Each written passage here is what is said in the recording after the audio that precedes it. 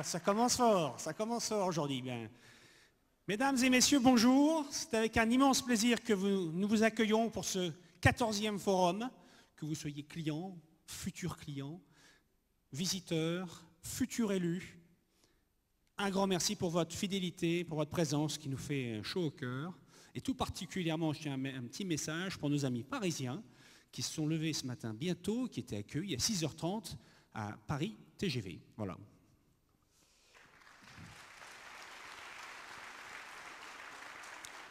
Eh bien, un grand merci à vous d'être venus aussi nombreux aujourd'hui. Immense plaisir de vous recevoir. Alors cette année, c'est une année particulière puisque nous allons fêter nos 20 ans. 20 ans, Guillaume, déjà. 20 ans de Dimogestion. Hier. C'était hier, voilà, on a vraiment l'impression que c'était hier. Et puis, on va vous annoncer donc lors de cette matinée une étape importante dans la vie de Dimogestion puisque nous avons décidé de changer d'identité. Et donc, nous allons vous présenter ce matin en exclusivité la nouvelle identité de Dimogestion. Alors, indépendamment de ces annonces, nous avons placé le forum sous le thème du rayonnement de l'entreprise sur la société. Alors, comment, par ses valeurs, son exemplarité, l'entreprise, ses collaborateurs rayonnent, participent à l'évolution et influencent la société. Et donc... Alors, cette année particulière, comme je l'évoquais, on attend 1400 personnes tout au long de cette journée. Alors le record est battu puisque l'année dernière nous avions 1200 participants. Alors cette édition est particulière puisque nous avons des conférenciers d'exception. Nous recevrons dans quelques minutes Denis Père. Compte tenu de la thématique que nous allons aborder, ce fut comme une évidence pour nous de l'inviter au forum. Il a reçu un email, il y a répondu très rapidement et aujourd'hui il est parmi nous. Merci Denis Père.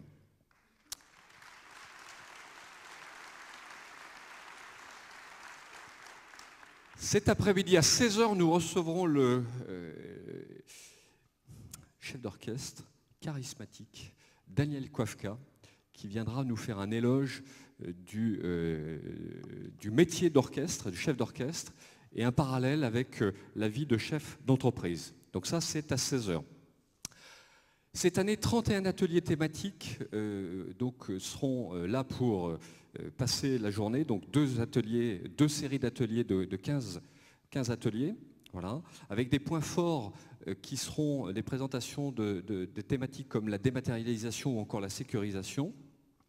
Ces ateliers seront agrémentés de 30 témoignages clients.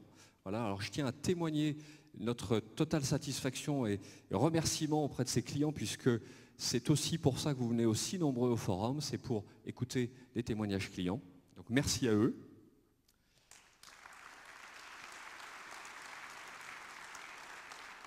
Et puis enfin, 60 partenaires seront présents à nos côtés tout au long de la journée pour vous présenter des solutions innovantes, des solutions que nous avons construites ensemble. Voilà, un grand merci à eux.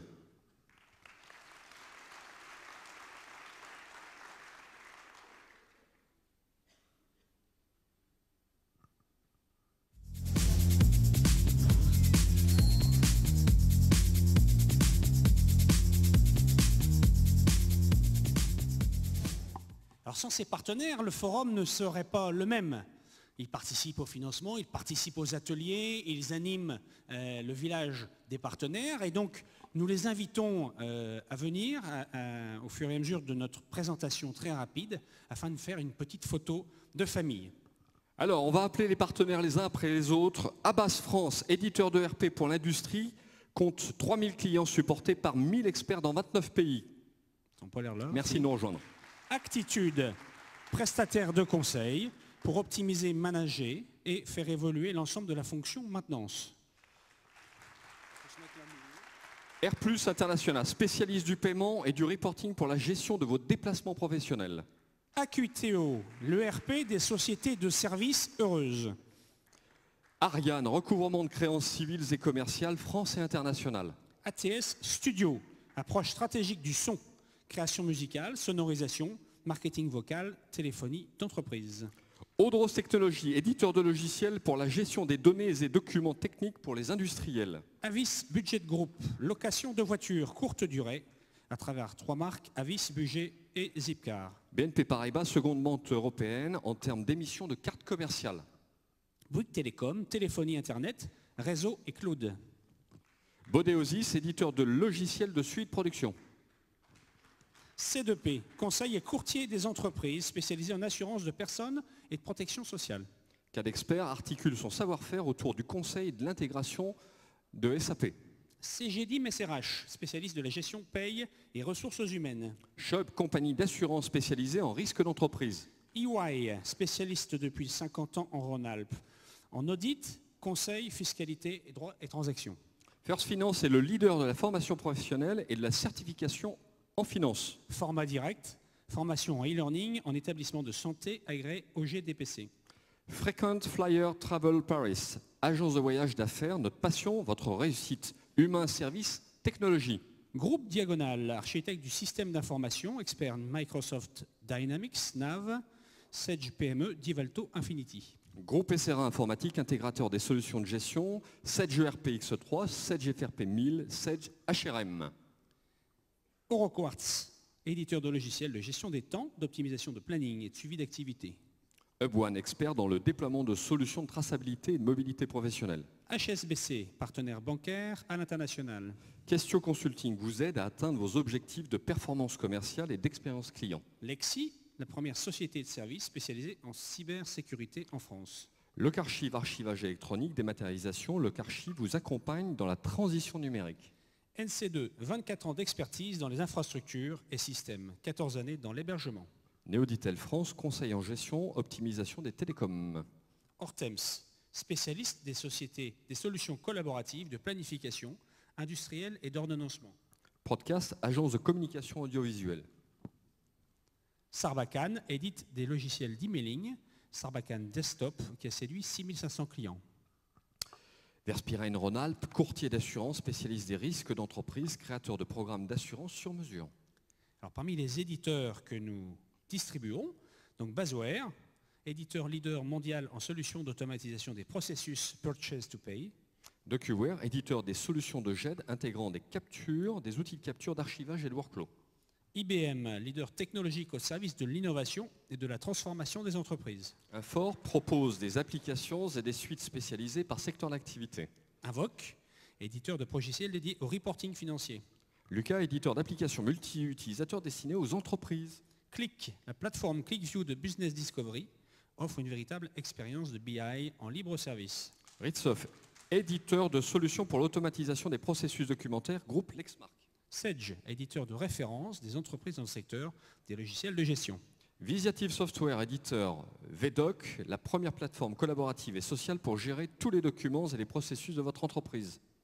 Alors nous avons le plaisir aussi d'être accompagnés d'associations, donc l'ADIRA, structure d'accueil, mise en relation des acteurs de systèmes d'information. AFIM Rhône-Alpes, Association française des ingénieurs de maintenance. L'AFTM, Association française des travel managers. APK, le rendez-vous des acteurs du marché des échanges interentreprises. Le cluster Edit, pour développer la filière logicielle et services du territoire rhône-alpin. DFCG, premier réseau des dirigeants finance et gestion. OSE, orchestre symphonique OSE. Vivre aux éclats est une association d'artistes clowns hospitaliers.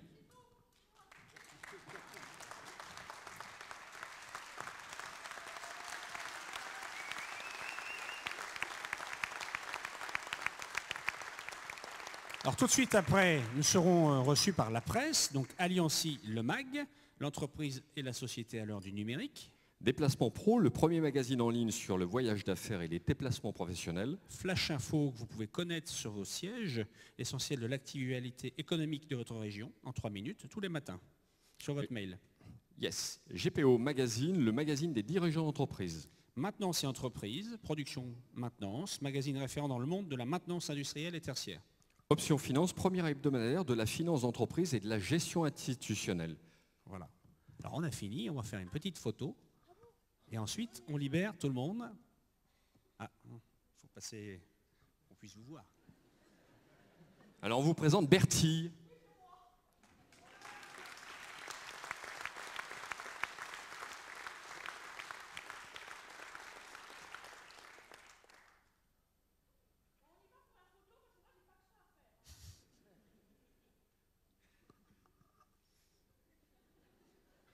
Merci à vous, partenaires. C'est parfait. C'est revenu, c'est bien.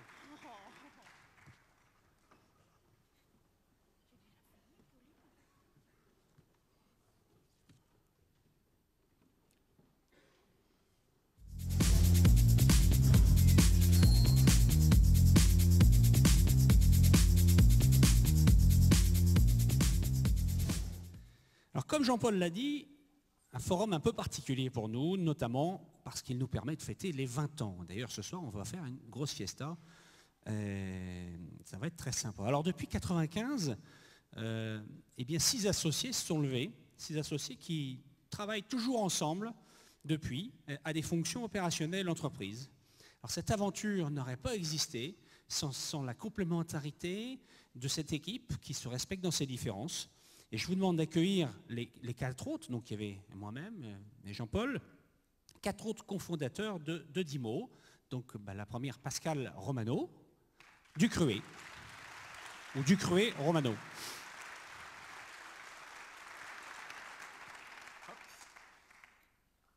Oui, bonjour, donc Pascal, effectivement, Ducruet maintenant. Donc j'ai débuté cette belle aventure presque dès le début avec Gilles sur Nautilus en tant que chef produit. Bon, depuis, la gamme s'est élargie et je chapeaute les chefs produits, donc sur Nautilus TNI, Nautilus In-One sur le marché public, le Travel Hub, Funfleet, qui est une innovation d'IMO entre la Business Analytics et Nautilus. Et puis le dernier né, Nautilus Euroway, que vous allez découvrir aujourd'hui dans un atelier qui gère les flottes automobiles. J'ai une vision aussi plus transverse en chapeautant les chefs produits d'autres gammes comme la finance sur GEC et la GMAO. Et enfin, je suis en charge des services tests qui couvrent tous les produits de Dimogestion et Dimomint. Merci Pascal. Alors j'appelle Gilles Bobichon.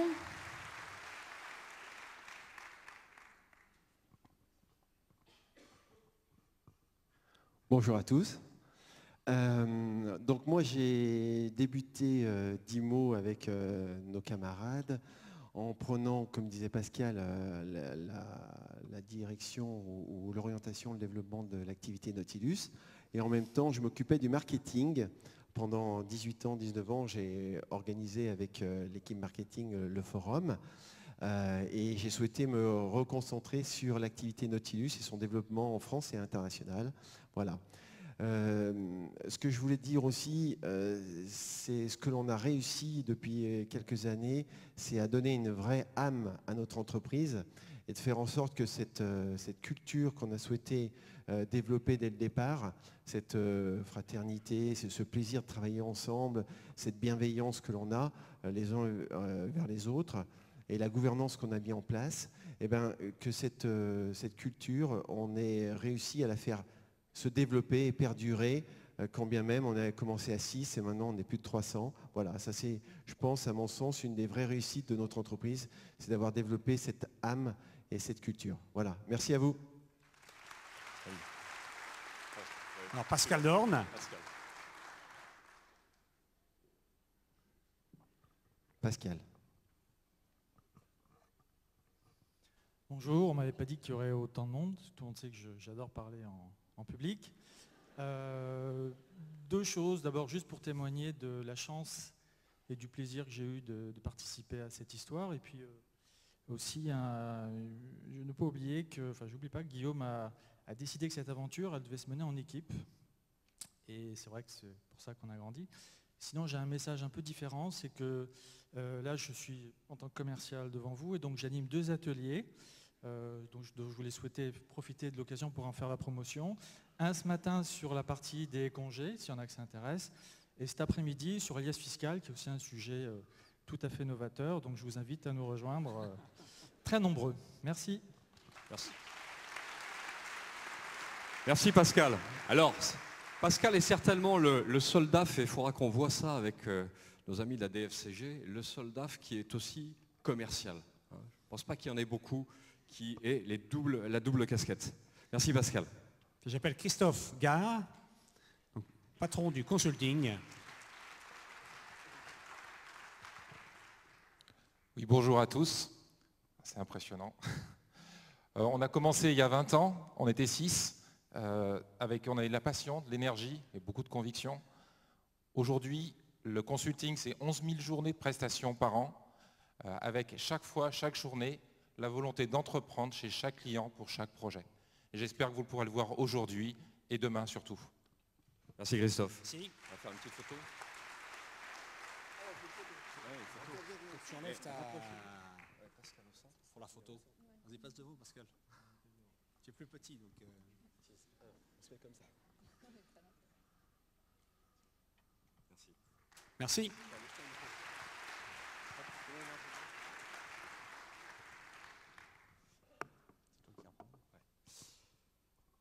Alors, on vous a présenté les fondateurs. Il ne faut pas qu'on oublie les 5 autres associés qui sont membres du COMEX, les 20 managers qui encadrent les équipes et les 270 collaborateurs qui, tous les jours, œuvrent dans un seul objectif, la satisfaction de nos clients. Alors, c'est maintenant le moment de vous parler de ce changement d'identité, de vous présenter notre nouvelle identité, notre nouveau nom, notre nouveau logo et notre nouveau territoire de com. Nous avons identifié la nécessité pour nous de changer, de faire peau neuve en 2012 lors du travail que nous avons mené sur la vision. Guillaume, est-ce que tu pourrais nous dire quelques mots sur la vision? Alors pour ceux qui étaient là l'an dernier, on en avait déjà bien parlé, donc je vais le faire très, très rapidement. C'est une démarche collaborative, c'est-à-dire on associe l'ensemble des collaborateurs de l'entreprise, donc par une vision bottom-up. On associe aussi un certain nombre de fournisseurs, un certain nombre de clients, pour réfléchir à savoir quelles sont les forces, les faiblesses de l'entreprise, les axes d'amélioration, et comment, sur les 5 ans, on va pouvoir continuer à progresser. Et bien entendu, cette démarche qui a été faite en 2012, avec une optique 2017, a mis en évidence un grand nombre de forces, mais aussi quelques axes d'amélioration, et notamment notre nom. Alors, notre ambition, c'est évidemment de continuer notre développement en France, à l'international, et le nom d'Imogestion est un nom qui a du mal à s'exporter, surtout le deuxième mot, vous allez comprendre pourquoi. Alors, avait du mal à s'exporter, puis deuxième chose, ce mot de gestion avait du mal à être porté par l'ensemble des activités d'Imo. Donc la démarche a été totalement collaborative, on a demandé à l'ensemble des collaborateurs de participer au choix de ce nom, et le choix s'est porté sur... Suspense.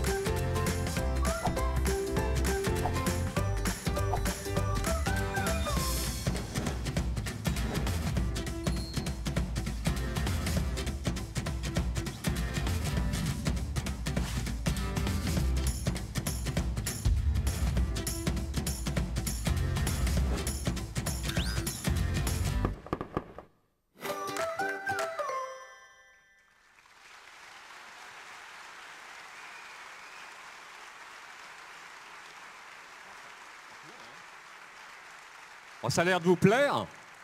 Oui? Alors Dimo Software a été notre choix, alors de façon presque unanime, puisqu'on avait un certain nombre de possibilités au final, et ce nom a retenu toute notre attention. Voilà. Ce changement de nom, c'est à la fois aussi un changement de logo, comme vous avez pu le constater, et nous souhaitions que ce dernier puisse véhiculer un certain nombre de valeurs, les valeurs éthiques que nous avons, les valeurs humaines, tout en marquant ce souhait d'innovation et de croissance que nous portons depuis l'origine de la société. Alors ce logo s'accompagne aussi d'un territoire de communication, comme on dit en marketing, une baseline, une accroche, qui renforce notre discours, notre positionnement. vous l'avez peut-être vu, c'est passé rapidement, c'est Focus on the Essential. Se concentrer sur l'essentiel. Et qui de mieux pour vous traduire les fondamentaux de cette baseline que le philosophe Jean Maty, qui nous a proposé cette baseline, cette thématique, et qui va nous faire un focus sur Focus on the Essential. Jean.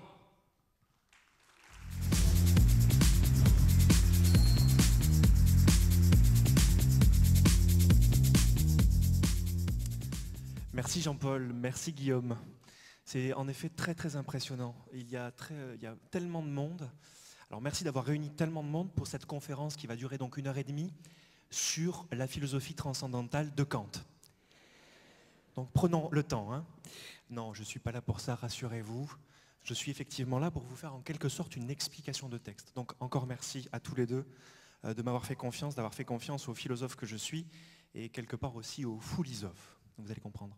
C'est-à-dire que je ne pars jamais sans penser, sans discuter avec deux copains, deux de mes très bons copains, qui sont en fait Platon et Aristote, que vous allez voir donc au tableau voilà, devant vous, à l'écran. Alors, pourquoi ces deux-là et pas quelqu'un d'autre ? Parce que finalement, vous voyez à l'écran sans doute que Platon, bon, c'est une œuvre de Raphaël, Platon montre le ciel et Aristote montre la terre. Hein, Platon dit oh, regarde ce qu'il y a là-bas, et puis Aristote dit tu te calmes. Non, en fait, c'est pas ça qu'ils disent évidemment. Ils disent eh bien voilà, il y a le monde des idées et Aristote est connu pour être celui qui a introduit la méthode scientifique empiriste. Bon, je ferme là la parenthèse. Qu'est-ce que ça veut dire ? Pourquoi je vous dis ça ? Parce que vous êtes déjà en train de vous dire aucun rapport. Eh bien en fait parce que le rêve et le pragmatisme vont ensemble. Et je crois que c'est la conviction qu'on partageait avec Guillaume et Jean-Paul, cette conviction-là qui a fait qu'on s'est fait confiance et qu'on a commencé à travailler ensemble. Alors dire que le rêve et le pragmatisme vont ensemble, c'est en fait dans un autre langage dire que la stratégie d'une entreprise, c'est en fait son éthique. La stratégie d'une entreprise, c'est en fait son éthique. Qu'est-ce que ça veut dire ? Si on pense que la stratégie, c'est l'ensemble des discours qui orientent l'entreprise, qui lui donne, comme qui dirait oui, une véritable direction qui oriente les décisions et les actions, eh bien en fait l'éthique, c'est quasiment la même chose. Vous voyez sans doute à l'écran qu'il y a l'horizon, le chemin. L'éthique, en Grèce antique, c'était un mot qui voulait dire, ethos, ça voulait dire comment est-ce que j'habite le monde pour que le monde soit bon, pour que ma vie soit bonne. Et voilà là où j'ai été émerveillé avec les équipes de Dimo, c'est qu'ils cherchaient du sens, ils cherchaient ça. Ils cherchaient à trouver cette substantifique moelle, cette stratégie qui serait une éthique. Et donc, comment avons-nous fait pour faire ça ? Comment avons-nous fait ? Et finalement, on s'est posé deux grandes questions. On s'est posé deux grandes questions et on l'a fait comme des philosophes. C'est-à-dire, je les ai invités à philosopher. Et le philosophe, c'est comme un bébé sous EPO. Vous voyez à l'écran ? Le bébé sous EPO, finalement, c'est le bébé qui est étonné, qui relève les paradoxes et qui est ouvert d'esprit, sous EPO. Alors on s'est mis sous EPO avec l'équipe d'IMO, ça il ne fallait pas que je le dise Guillaume, hein. Tu m'avais dit qu'il ne fallait pas que je le dise, mais bon je l'ai dit. On s'est mis sous EPO et on s'est posé deux grandes questions. On s'est dit, finalement chez DIMO, qu'est-ce qu'on fait ? Et ouais. Et là vous êtes en train de dire, oui, mais ça ne sert à rien ce truc-là. Si, qu'est-ce qu'on fait ? Qu'est-ce qu'on fait vraiment chez DIMO ? Et deuxième question, qu'est-ce qu'on vise ? Qu'est-ce qu'on veut vraiment faire ? Quel est l'horizon qu'on se donne, et notamment chez notre client ? Alors, de manière assez pragmatique, on s'est demandé qu'est-ce qu'on fait vraiment. Bon, DIMO Software fait du software de gestion, mais pas seulement. Donc on a essayé de trouver finalement la substantifique moelle, l'essence même de la gestion. C'est quoi en fait la gestion ? Et là on a fait appel à un autre copain, Aristote, donc je vous en avais parlé, Aristote, dans ses écrits nous dit quelque chose sur la gestion. Gestion, c'est un mot qui vient de oikonomia en grec.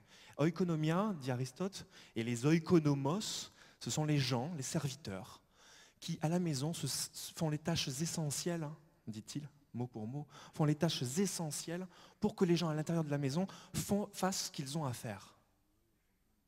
Ça, c'était une première idée qui paraissait très séduisante et très pragmatique. Finalement, je ne sais pas si vous connaissez une nounou d'enfer. Moi, je suis un peu la génération de nounou d'enfer, excusez-moi. J'ai pensé à Niles, ce personnage. Vous savez, ce personnage qui joue le majordome dans le nounou d'enfer et qui est en fait le personnage central de la série. Parce qu'il permet que tout le reste de l'histoire se produise. Voilà ce que voulait faire Dimo, voilà ce que veut faire Dimo pour ses clients. Si j'ai un produit Dimo, c'est bel et bien parce que je veux faire ce que j'ai à faire à mon quotidien et ne pas être embêté, ne pas être tracassé par ces tâches gestionnaires qu'il y a à faire.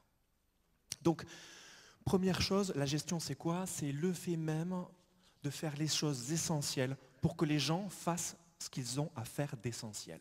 Voilà le premier paradoxe qu'on a relevé avec l'équipe. Deuxième question, on a dit mais qu'est-ce qu'on veut vraiment auprès de notre client chez Dimo? Alors première réponse, d'ailleurs on l'a entendu chez Jean-Paul à l'instant, on veut sa satisfaction. Et le mot satisfaction on lui a donné une autre connotation, on lui a donné une autre idée. Parce que satisfaction c'est un mot qui veut dire content et satis en latin ça veut dire j'en ai assez, c'est le mot assez. Et chez Dimo on s'est dit mais avec l'équipe on s'est dit mais c'est ce mot, mais il faut lui donner plus de puissance. C'est pas exactement ça qu'on veut faire. Parce que si je suis satisfait, c'est que je suis un peu en retrait. C'est que j'en ai assez. Non. En fait, on lui a donné une autre signification. On a dit, mais en fait, ce qu'on cherche vraiment chez Dimo, c'est la joie. Et la joie au sens de Spinoza. Vous l'avez sans doute à l'écran. Voilà, un autre copain. 17e siècle. Spinoza dit, la joie, c'est le sentiment que ma puissance d'agir augmente. Et réciproquement, la tristesse, ce serait ma puissance qui diminue. Ma puissance d'agir augmente. Eh bien voilà ce qu'on veut faire chez Dimo. Voilà, on est au service de la puissance d'agir des individus. Voilà quel est l'essentiel pour Dimo. Et c'est lié à, finalement, œuvrer pour faire en sorte de faire autorité aux yeux du client. Non pas faire preuve d'autoritarisme, mais autorité. Vous savez, autorité, c'est un autre mot qui veut dire augmenter. Pensez au livre, par exemple, je suis philosophe, donc je pense à ça, mais si vous avez lu un livre dans votre existence qui vous a frappé, si vous deviez en garder un, ben je parie que c'est un livre qui vous a augmenté, qui vous a donné de la joie. Voilà un peu l'effet qui était recherché chez Dimo auprès des équipes. Donc finalement, voilà comment on a tissé les liens de Focus on the Essential. C'est-à-dire Focus on the Essential, c'est une proposition éthique tout autant qu'une proposition stratégique. C'est une philosophie corporate. Une philosophie corporate qui dit l'intérêt qu'il y a à être avec Dimo, dans l'ensemble de ses parties prenantes. L'intérêt qu'il y a à être d'un point de vue très pratique, très matériel, mais aussi d'un point de vue éthique, c'est-à-dire construire un monde nouveau. Merci à tous les deux. Merci Jean. Merci Jean. Merci à toi. Jean, en fait, si tu croises Platon et Aristote, tu les salues de notre part. Hein.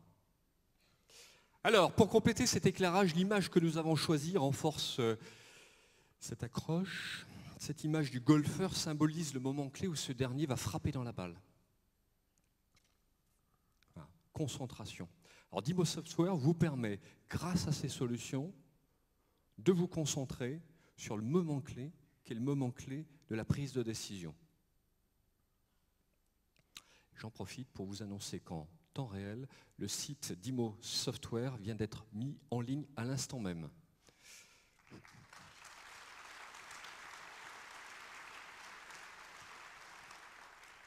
J'ai regardé cette nuit, il n'y était pas. Hein. Ouais, à 3 h du matin, on était réveillés tous les deux. Chacun de son côté, bien évidemment. Enfin, pour qu'il n'y ait pas de malentendu. Effectivement, il n'était pas en ligne et il vient d'être à l'instant mis en ligne.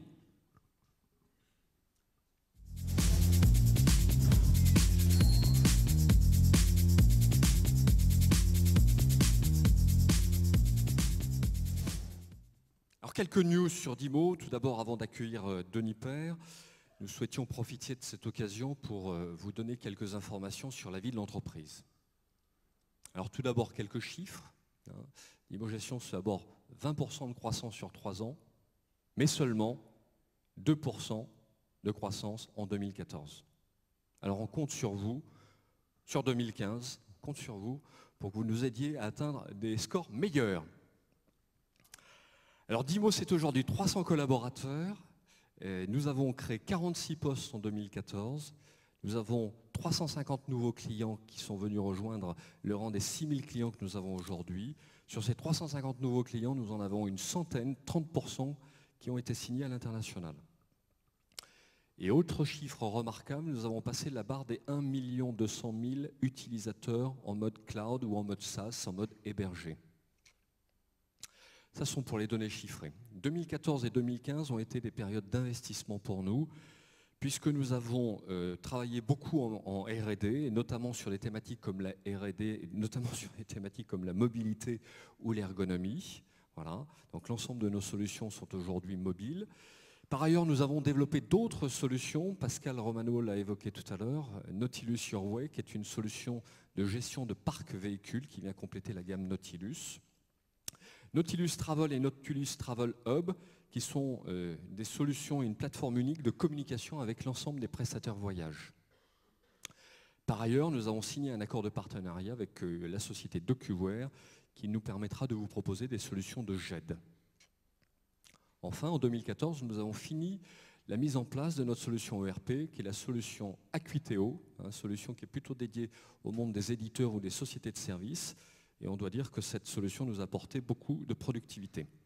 Enfin, sur l'actualité, la dimension internationale, qui est une dimension qui est apparue fortement en 2012 quand on a fait le travail sur la vision, eh bien, le côté international se développe puisque nous avons toujours nos 3 bureaux à l'international, à savoir en Espagne, en Italie et au Canada, et nous avons développé notre chiffre d'affaires dans ces 3 pays. Par rapport à ça, nous avons aussi en parallèle 80 partenaires dans le monde qui distribuent les solutions que nous éditons, notamment nos solutions de gestion de maintenance et nos solutions de Nautilus. Voilà. Il est à noter aussi que nous avons signé nos 3 premiers clients aux États-Unis et au Canada l'année dernière. Voilà, quelques événements marquants pour Dimogestion 2014. Alors pour compléter ces éléments marche des affaires et en respect de nos valeurs, nous continuons notre stratégie, notre politique RSE, avec notamment sur le chapitre social le développement et l'accompagnement de jeunes qui se forment, tant par des stages que par de l'alternance. C'est 25 jeunes cette année qui ont participé, sachant qu'on joue le jeu, c'est-à-dire quand on a des places pour eux, on les embauche. Et donc c'est plus de 31 salariés chez Dimo qui proviennent de cette filière stage-alternance. Par ailleurs, eh bien, comme vous l'avez remarqué, on accompagne un certain nombre d'associations, notamment Sport dans la ville, le réseau Entreprendre, Vivre aux éclats, c'est celle avec le nez rouge, qui intervient dans les hôpitaux pour les enfants, Apprentis d'Auteuil et 100 000 entrepreneurs. Sur le plan économique, et bien entendu, c'est assurer votre satisfaction en tant que client. Donc c'est des enquêtes de qualité derrière un certain nombre de projets et une enquête, je crois, tous les mois sur la satisfaction du support. On est assez fiers du résultat parce qu'on arrive toujours à avoir environ 96% de nos clients qui sont là pour confirmer qu'ils préconiseraient et sont prêts à recommander le support d'IMO. Alors sur le plan environnemental, eh bien, c'est la construction d'un nouveau siège et qui est un siège HQE qu'on a souhaité donc High Quality Environmental, qui sera sur Limonest, pas très loin de là où nous sommes aujourd'hui. Pour les régionaux de l'étape, c'est pas loin de la jardinerie, on se rapproche un peu d'Auchan. Et le déménagement est prévu pour mi-mai. On ne manquera pas de faire une inauguration un peu plus tard cet été. Et par ailleurs, on recycle depuis un certain temps les papiers, on favorise le covoiturage et le travail à distance pour essayer de diminuer le CO2 des déplacements. Bien, écoutez, je vous propose d'accueillir tout de suite Denis Père qui va venir s'exprimer devant vous. Merci Denis Père d'être venu aujourd'hui.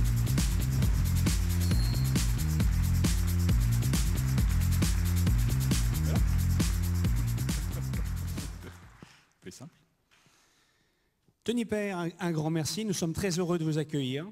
Vraiment superbe que de vous avoir parmi nous à notre forum autour de la thématique cette année, donc rayonnement de l'entreprise sur la société. Je crois que c'est une thématique qui résonne fortement, si j'ai bien compris, vous n'avez pas hésité. Alors je rappelle qu'à 27 ans, vous avez fondé Business Object en 90 pour en faire une vraie success story, mais c'était juste une première étape d'un serial entrepreneur. Alors pouvez-vous nous retracer votre parcours? Quels ont été les grands événements? Qu'est-ce qui a fait toutes ces formidables aventures, les clés de la réussite et vos motivations pour entreprendre? Oui, merci de m'avoir invité tout d'abord à m'exprimer devant une très large audience. Et je pouvais difficilement refuser parce que je suis invité dans ma ville natale. Donc c'est l'occasion de revenir dans une ville que j'aime beaucoup, que j'ai quittée il y a longtemps maintenant, mais où j'ai encore beaucoup d'attaches. Et ça m'a donné l'occasion de revoir ma famille en particulier hier soir. Voilà. Donc je suis effectivement un entrepreneur qui a démarré assez tôt, en fait, effectivement à l'âge de 27 ans. avec un problème en fait. J'ai commencé avec un problème chez un de mes clients. Moi j'étais aussi dans l'industrie du logiciel à l'époque. J'étais un employé d'Oracle France, le grand éditeur américain. Et j'avais comme principal client EDF, qui était en train de devenir une magnifique référence. Et je leur avais vendu un produit qui ne marchait pas, qui était une catastrophe, qui était censé permettre à des non-informaticiens de faire des requêtes sur les bases Oracle, mais qui en fait obligeait ces gens-là à apprendre le langage SQL. Pour ceux d'entre vous qui connaissent, c'est compliqué, ça s'appelait Easy SQL, mais c'était tout sauf easy. Et donc EDF était en train de devenir une contre-référence majeure. Et en fait, c'est là que j'ai découvert qu'un problème, ça pouvait être une formidable opportunité. J'ai cherché une solution au problème. Alors, j'ai pas fait un avoir. Il était plus simple de faire un avoir à mon client et puis de passer à autre chose. Mais j'ai vraiment cherché à résoudre son problème. Et j'ai trouvé un jeune développeur indépendant qui avait conçu une solution dans son studio du Marais que j'ai présenté à EDF, qui m'a dit c'est exactement ça qu'il nous faut. Ensuite, j'en ai parlé à mon employeur qui m'a dit, écoute, nous, on n'édite que les logiciels qui viennent de Redwood Shores en Californie, donc on ne peut rien pour toi. J'ai dit, ben, ok, qu'à cela ne tienne, je vais créer une société avec ça. Et donc c'est parti comme ça. J'en ai parlé à un de mes collègues, Bernard Liotto, qui était au service marketing d'Oracle à l'époque. Et ensemble, on a décidé d'essayer de créer notre petit Oracle à nous, et ça s'est extrêmement bien passé. On est parti à deux dans un petit bureau de Courbevoie en 90. Et en 7 ans, on a doublé tous les ans le chiffre d'affaires. On s'est implanté dans une 50aine de pays. On a ouvert des références qui étaient superbes. Évidemment, EDF a été un des tout premiers clients. Ensuite, il y en a eu beaucoup d'autres. France Télécom, Saint-Gobain, Renault, Peugeot, etc. Et puis à l'international, où on est allé très vite, puisqu'on n'avait pas le choix. On était dans un métier où le marché était vraiment mondial, et si on n'allait pas très vite, en particulier aux États-Unis, des Américains allaient arriver et préempter le marché français. Donc on est allé là-bas, et là aussi, ça s'est très bien passé, et nos clients sont devenus les équivalents américains des grands comptes français. Donc c'était General Motors, la NASA, Texas Instruments, les universités de Harvard et Stanford, et beaucoup d'autres. Et puis en 94, on est rentré en bourse au Nasdaq, donc 4 ans et demi après la création de l'entreprise. Une IPO dont on a pas mal parlé en France à l'époque parce que c'était la première société française qui rentrait au Nasdaq, premier éditeur de logiciels européen, mais dont on a pas mal parlé aussi là-bas parce que ça a été la meilleure IPO de cette année en fait aux États-Unis sur la base de la capitalisation boursière le premier jour. Et ça nous a valu une belle reconnaissance, les Américains étant des gens très fair-play. On a été nommé en 96 dans le magazine américain Business Week entrepreneur de l'année aux côtés de Steve Jobs et Steven Spielberg. Donc voilà, une aventure au-delà des rêves les plus fous, démarrer à deux dans un petit bureau de Courbevoie qui sentait pas bon, et quelques années après entrepreneur de l'année aux États-Unis. Donc une superbe histoire. En 97, moi j'avais vécu une expérience formidable, on avait doublé tous les ans, donc au plan professionnel c'était extrêmement satisfaisant, au plan personnel c'était compliqué, je commençais à avoir des enfants que je ne voyais pas du tout, et pour moi la famille ça a toujours été absolument essentiel, et donc j'ai pris du recul tout en restant au conseil de l'entreprise, et puis là j'ai créé une association d'entrepreneurs, mais c'est une autre histoire, qui s'appelle Croissance Plus. Alors la réussite de Business Objet, et puis de ce que j'ai fait après aussi je pense, c'est un petit peu Platon et Aristote en fait, c'est à la fois une bonne vision, et d'ailleurs je retrouve tout à fait ça dans le discours de Dimo, c'est à la fois une bonne vision et aussi associé une très bonne capacité d'exécution. Les analystes américains, quand ils évaluent la performance d'une entreprise, en particulier de technologie, ils vont toujours évaluer les deux. Ils peuvent avoir une très bonne vision mais une très mauvaise capacité d'exécution, ou l'inverse, une mauvaise vision mais une bonne capacité d'exécution, et ça ne marchera pas non plus. Donc il faut vraiment les deux, il faut les idées, et puis ensuite l'exécution pragmatique, opérationnelle, au cordeau, pour que ça délivre, et pour qu'on exécute cette vision de façon carrée et efficace. Et donc c'est ce qu'on a essayé de faire à chaque fois, et on l'a fait, je pense, et ça a marché, et je pense que c'est un peu la recette de Dimo aussi, parce que c'est vraiment ce que j'ai ressenti, et je pense que c'est la recette des entreprises qui marchent. On l'a fait, on l'a réussi beaucoup grâce à nos collaborateurs, et parce qu'on a associé nos collaborateurs très très fortement, à travers toutes sortes de mécanismes. Déjà on les a associés à la création de richesse, on en a fait des salariés. Tous nos salariés étaient actionnaires de l'entreprise à travers des plans de stock options. Et donc partager la création de richesse, et puis à travers des techniques de management qui les associaient aux décisions, qui essayaient de faire que les gens donnent le meilleur d'eux-mêmes. Moi je pense que la clé aujourd'hui c'est ça. On a en France trop souvent une image un petit peu décalée de l'entreprise et de la réussite de l'entreprise, où on va s'imaginer qu'un entrepreneur il va réussir contre ses salariés, une image un petit peu zolienne, où le patron c'est un salaud. Aujourd'hui une entreprise ne réussit que grâce à ses salariés. L'accès aux machines, l'accès à la technique, tout le monde y a accès. Ce n'est pas avec ça qu'on fait la différence. On fait la différence avec les salariés. Il n'est de richesse que d'hommes, comme dirait un philosophe, et comme l'a déjà dit un philosophe. Et donc c'est, je crois, ça qui a été clé chez nous, qui je pense l'est chez vous aussi. Et ça, c'est vrai que c'est malheureusement pas toujours compris en France, en particulier de nos dirigeants politiques qui souvent connaissent mal l'entreprise. On en parlera si vous voulez tout à l'heure. Et qui fait qu'on a une image un peu décalée de la réussite entrepreneuriale. On ne réussit pas contre ses salariés, on réussit avec ses salariés. Et c'est comme ça, je pense, qu'on y est arrivé à chaque fois. Business Object, Kiala plus tard, c'était la clé, je pense. Qu'est-ce que Kiala ? Alors qu'est-ce que Kiala ? Kiala, c'est ma deuxième aventure entrepreneuriale. Donc j'ai créé Croissance Plus.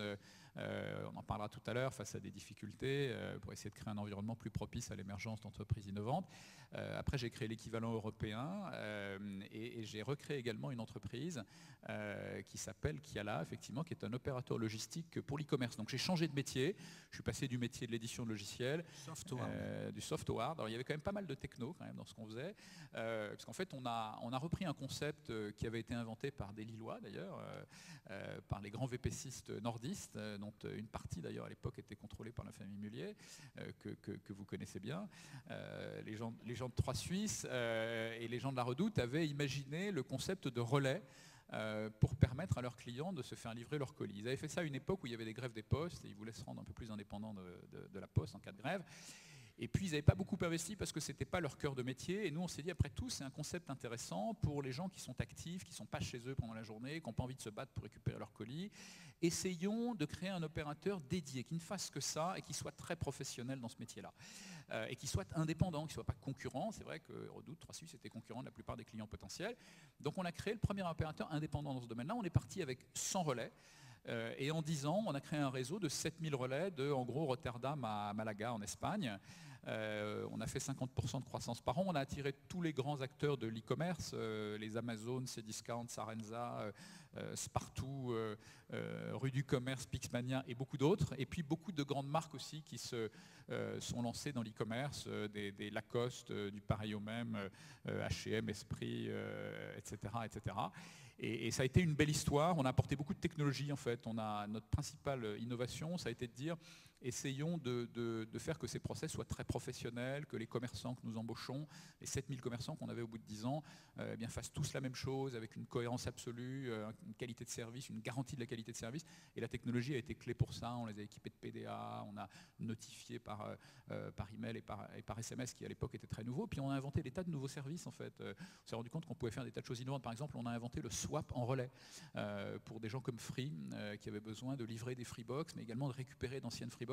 Jusque-là, il n'y avait qu'une façon de le faire, c'était d'envoyer une camionnette DHL au domicile du malheureux abonné Free qui passait une demi-journée à attendre DHL pour récupérer la box. Et puis une semaine après, il fallait relivrer une nouvelle box, une nouvelle demi-journée. Les gens prenaient des vacances pour ça, des congés, pour livrer la nouvelle box.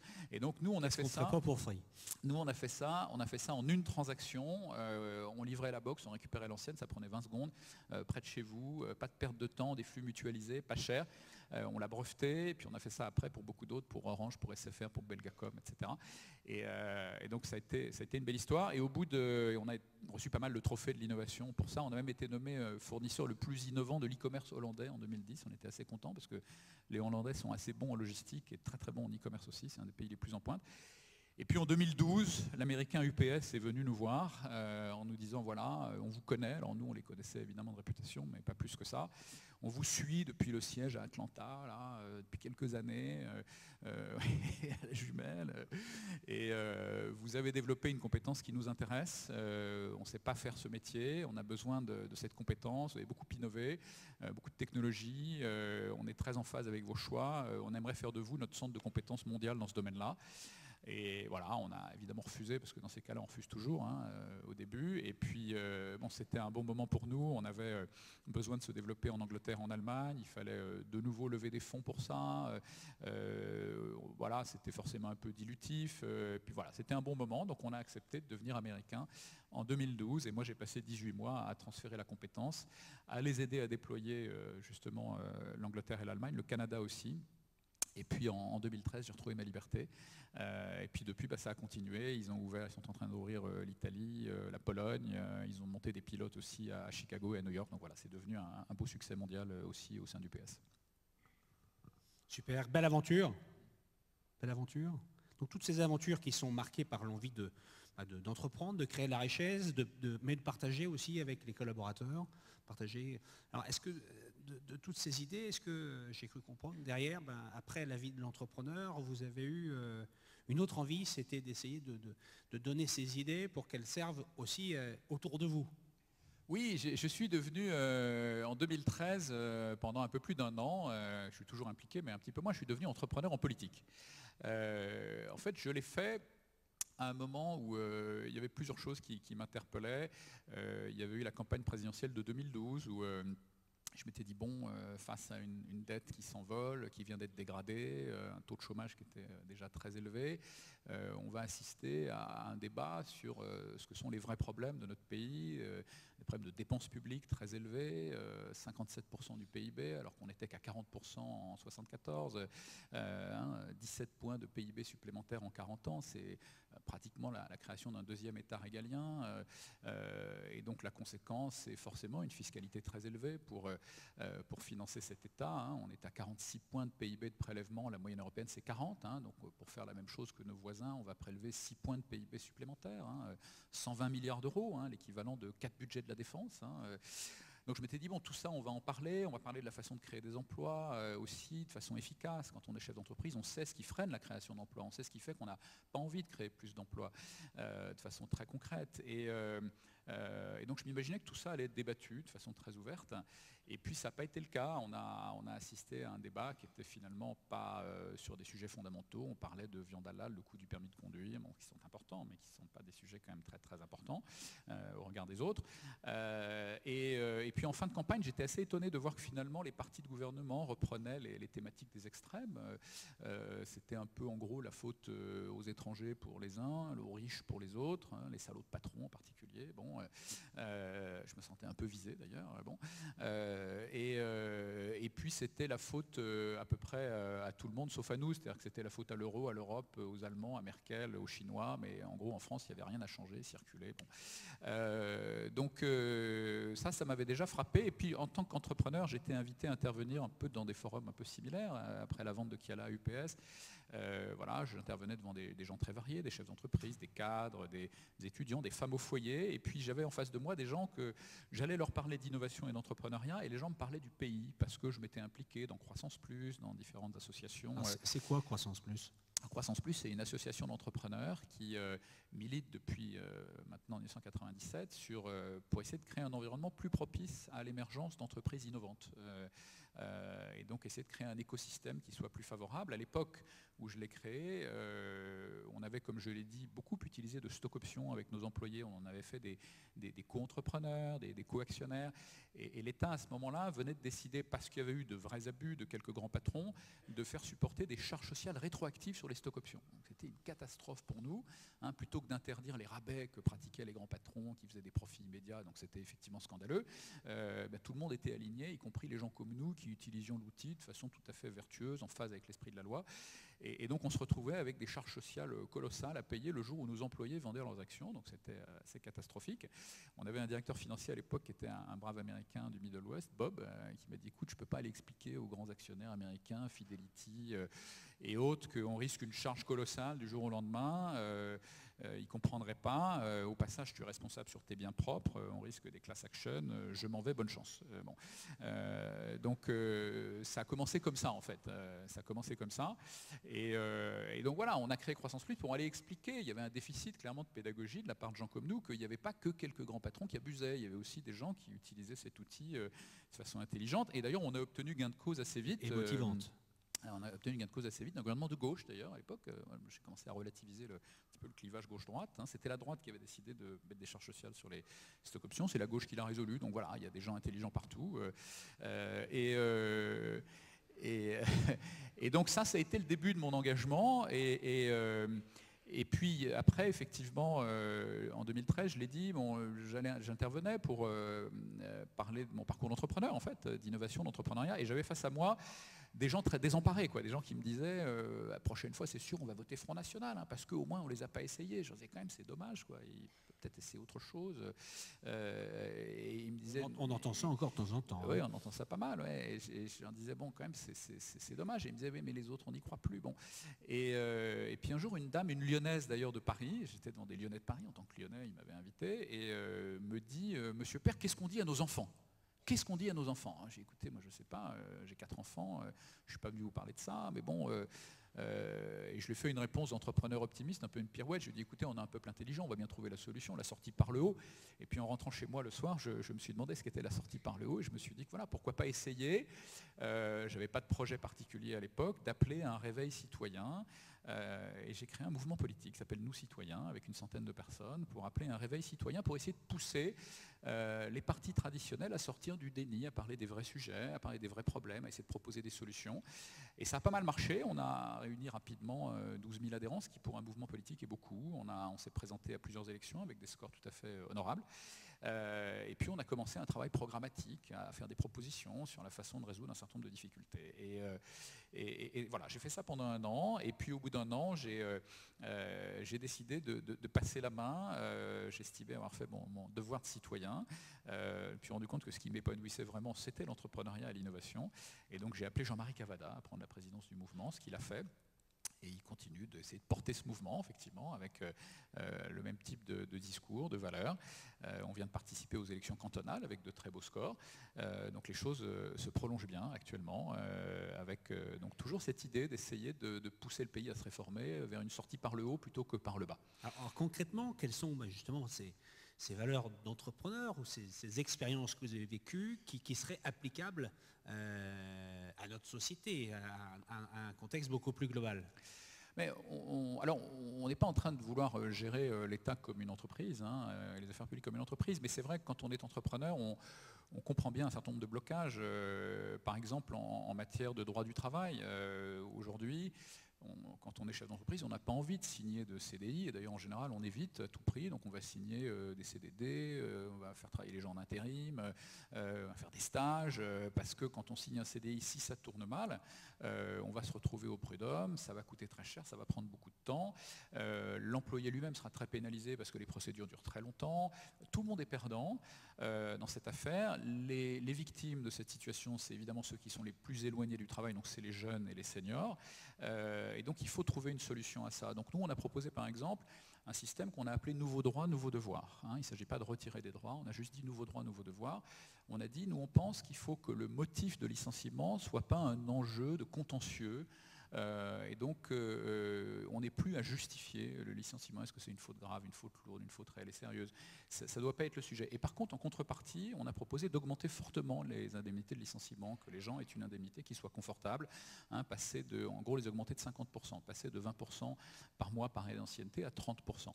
Voilà, donc ce genre de proposition, qui est des choses qui se pratiquent dans pas mal de pays voisins qui ne sont pas des enfers sociaux, où on est au plein emploi, que ce soit en Allemagne, en Suisse. Vous allez en Suisse, à quelques centaines de kilomètres d'ici, vous avez 2,5% de chômage, contre 11% chez nous. Vous avez 6% de chômage des jeunes contre 25% chez nous. Vous avez un salaire médian avant l'augmentation récente du franc suisse qui est à 5 000 € quand on est à 1 700 €. Une industrie dans le PIB qui est à 22% quand on est à 11%, 2 fois plus importante. Donc il y a des gens qui réussissent à créer des emplois dans un environnement mondialisé avec simplement des outils qui fonctionnent et un droit du travail qui fonctionne, puisque le droit du travail suisse fonctionne comme ça. Donc essayez d'aller chercher des exemples ailleurs, essayez de faire connaître ces exemples, sortir de cette espèce de déni là aussi qui consiste à dire mais on ne peut pas y arriver, de toute façon on n'a aucun impact sur l'environnement, cette espèce de croyance que contre le chômage on a tout essayé, ce qui est absolument faux. Donc voilà un petit peu ce qu'on a essayé de faire. On a essayé de parler aussi de donner des idées sur la façon de faire évoluer la gestion de l'État. C'est vrai que la gestion de l'État est assez remarquable à beaucoup d'égards. D'abord, elle est remarquable parce qu'on a la chance d'avoir des fonctionnaires en France qui ont un vrai sens de l'intérêt général. C'est même un des grands atouts du pays, je pense, qui aujourd'hui sont pas mal les victimes d'un système où parce qu'il faut faire des économies, on fait des économies de bout de chandelle sur les gommes et les crayons. Il n'y a pas de réflexion de fond sur l'organisation. Il y a une gestion des ressources humaines qui reste très très archaïque, hein, basée sur principalement, pas uniquement, mais sur le GVT, hein, le glissement vieillesse technicité, où on est promu en fonction de l'ancienneté uniquement. On sait bien que ce n'est pas comme ça qu'on va pousser les gens à donner le meilleur d'eux-mêmes. Donc on a essayé de donner des pistes. Il y a beaucoup d'absentéisme, par exemple, dans les administrations. C'est bien sûr lié au fait que les gens ne sont pas motivés à donner le meilleur d'eux-mêmes, hein. On a 25 jours en moyenne d'absentéisme dans les collectivités locales françaises, hein, ce qui est à peu près 3 fois le niveau qu'on trouve dans les entreprises privées, qui ne sont pas un modèle, mais qui, sur des sujets comme ça, peuvent peut-être être une source d'inspiration. Donc voilà ce qu'on a cherché à faire, et avec beaucoup d'humilité, évidemment, parce que ces sujets sont vastes et complexes, mais on a essayé d'apporter notre pierre à l'édifice, et la satisfaction qu'on a, c'est que on commence à assister à une sortie du déni. Si vous écoutez les discours d'un certain nombre de dirigeants d'opposition, on commence à les entendre dire un peu la même chose que nous, et on n'a aucun problème avec ça, hein, les idées ne nous appartiennent pas. Vous êtes un peu le Nicolas Hulot de l'économie. C'est un peu ce qu'on essaye de faire, alors en essayant d'éviter les pièges dans lesquels Nicolas Hulot sont tombés. C'est-à-dire qu'il a obtenu que tout le monde signe, mais après, ils n'ont rien fait. Donc nous, on va essayer de faire en sorte qu'ils signent, mais qu'ils fassent derrière aussi. Donc, qu'ils ne signent pas, mais qu'ils fassent. Ou qu'ils ne signent pas à la limite, mais qu'ils fassent, peu importe. Et que, ils s'engagent sur un calendrier. Peut-être qu'ils prennent un certain nombre d'entre nous pour essayer de mettre en œuvre certaines de ces réformes, apporter une espèce de caution citoyenne. Et on assiste aussi au gouvernement actuellement à un début aussi de sortie du déni. La loi Macron, qui est une toute petite loi, mais qui a le mérite d'exister, commence à parler de vrais sujets qui vont réellement permettre, je pense, dans un certain nombre de domaines, de créer des emplois, la libération du transport routier, du transport en autocar. Ce n'est pas révolutionnaire, mais c'est quelque chose qui, je pense, répond à un vrai besoin. Donc voilà, on est plutôt assez content de voir qu'il y a un début de prise de conscience, et on n'est pas les seuls à y avoir contribué, mais je pense qu'on a un petit peu contribué à ça. Super. Alors j'ai cru comprendre que votre virus d'entrepreneur, vous avez repris, maintenant que vous aviez passé la présidence de Nous Citoyens, ouais. Donc même si vous y êtes encore impliqué. Toujours vice-président, forcément j'y passe un peu moins de temps, puisqu'effectivement j'ai décidé de redevenir entrepreneur. En fait j'avais ce projet, je travaille sur un nouveau projet effectivement qui s'appelle Nature and People First depuis déjà quelques années, mais de façon accessoire, plus dans un mode recherche et développement. Je travaille sur une problématique importante qui est le stockage de l'énergie. Alors moi j'aime bien changer de sujet, hein. J'ai été éditeur de logiciel, logisticien, c'est plus risqué mais c'est plus drôle. Et là en l'occurrence je me suis associé, à chaque fois je me suis associé à des experts quand même. Ça monter la barre, stocker l'énergie c'est quand même compliqué. Oui, absolument, mais je me suis rapproché de gens qui connaissent pas mal ces sujets. Petite entreprise de Nancy qui s'appelle HPP, entreprise familiale, qui a 40 ans d'expérience dans la fabrication de turbines hydrauliques, et qui en installe un peu partout dans le monde, une belle ETI familiale française. Et avec eux, j'ai travaillé sur un procédé en fait, qui existe depuis longtemps, qu'on appelle le pompage-turbinage. Et en tant que Lyonnais, je connaissais ces installations, en particulier Grand Maison, pas très loin d'ici, 1800 MW, gigantesques, avec des réservoirs bas et hauts. Quand on a de l'énergie pas chère, on pompe l'eau et on la remonte dans le réservoir haut. Quand on a besoin d'électricité, on fait descendre l'eau, on la turbine, on fait l'électricité. Et le business model repose sur le différentiel de prix entre les deux. Ça, c'est un procédé de stockage d'énergie qui est extrêmement efficace, prouvé, mais qui a 2 ou 3 inconvénients majeurs. Le premier, c'est que ça oblige à noyer des vallées, ce qui est compliqué de nos jours. Hein, on a vu ce qui s'est passé à Sivins. Le deuxième, c'est qu'on va capter du foncier, hein, et les agriculteurs sont souvent pas contents parce qu'ils ont besoin de terres agricoles.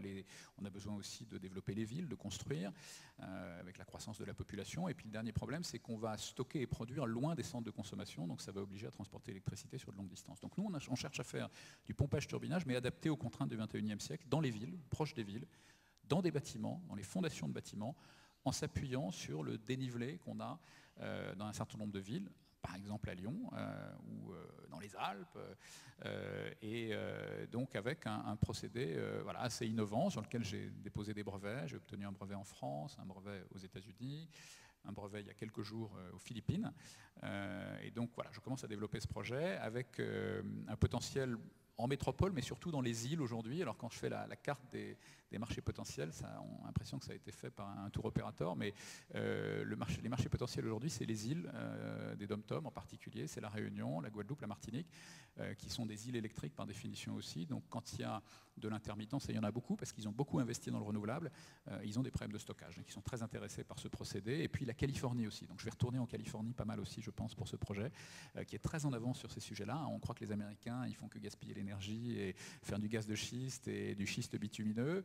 Les Californiens, ils ont fait le pari des renouvelables, ils ont beaucoup d'intermittence aujourd'hui, ils ont même des blackouts à San Francisco, et il y a aujourd'hui une politique très incitative au stockage en Californie, donc je vais aller voir ce qui s'y passe. Voilà.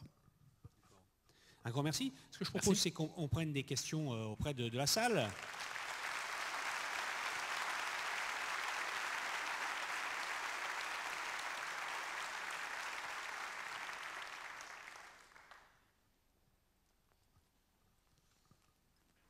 Alors, qui se lance? Denis Père, une question sur le web. Quel conseil donneriez-vous à un jeune entrepreneur? Conseil à un jeune entrepreneur, je pense que le premier conseil que je donnerais, c'est de croire en ses idées. Je pense que c'est ça le plus important. Quand vous avez une idée, c'est forcément une forme de rupture, sinon ce ne serait pas une idée innovante, d'autres l'auraient déjà eu. Et donc vous allez avoir en face de vous énormément de résistance au changement, de gens qui vont vous dire mais ne fais pas ça, ça ne va pas marcher, ils vont donner les 10 bonnes raisons pour lesquelles ça ne va pas marcher.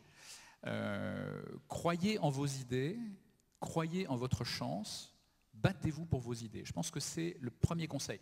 Le deuxième conseil, qui est le pendant, en même temps, soyez prudents, parce que les idées, ça met toujours du temps à se concrétiser, et ça met toujours plus de temps qu'on croit.